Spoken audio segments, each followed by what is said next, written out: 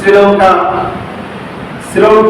তো দেউলিয়া হয়ে গিয়েছিল, অথচ ওই শ্রীলঙ্কা আজ তার স্বাবলম্বী ঘুরে দাঁড়িয়েছে। কিভাবে সম্ভব? শ্রীলঙ্কায় যারা ক্ষমতায় ছিল তারা ছিল দুর্নীতিবাজ, কিন্তু শ্রীলঙ্কার মানুষ তারা ছিল সৎ এবং সঠিক, যার কারণে শ্রীলঙ্কা ঘুরে দাঁড়িয়েছে। বাংলাদেশ তো ফেউলিয়া হয়নি। বাংলাদেশ এক জালিমের হাত থেকে বাংলাদেশকে রক্ষা করা হয়েছে, কিন্তু বাংলাদেশ জালিমের হাত থেকে রক্ষা করার পরে বাংলাদেশ আরো অধঃপতনে যাচ্ছে, ঠিক কিনা? কেন? কারণ বাংলাদেশের মানুষ অধিকাংশই চোর আর বাটপার।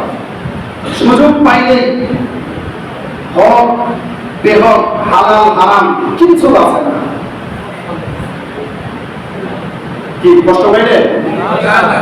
কথা সত্য না মিথ্যা? বাস্তবে সত্য। লবণের দাম যদি একটু বাড়ানো শোনে, একদম যার কিছু নেই, প্রয়োজনে মুরগির ডিম বেশি হলেও 2 বস্তা লবণ কিনে দেবে। তো তাহলে এটা হচ্ছে আমাদের বাংলাদেশ।